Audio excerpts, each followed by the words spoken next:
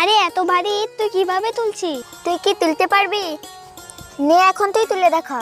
না রে, এগুলো অনেক ভারী, আমি তুলতে পারবো না। আরে তুই কে, পাড়ায় যত বাচ্চা আছে আমার সমান কেউ তুলতে পারবে না। তোর শক্তি আছে বলে তুই অহংকার দেখাচ্ছিস। মনে রাখবি, শক্তির থেকে বুদ্ধির বেশি প্রয়োজন। বুদ্ধি দিয়ে কি হবে? যা শক্তি আছে সে সবকিছুই করতে পারে।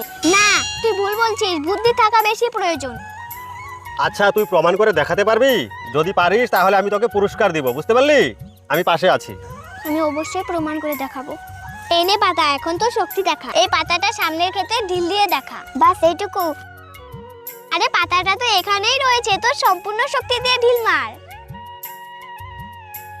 দেখ এখন আমার বুদ্ধি দিয়ে কিভাবে ঢিল মারি। এই পাথরটা পাতার মধ্যে দিয়ে ঢিল মারলে সহজেই চলে যাবে।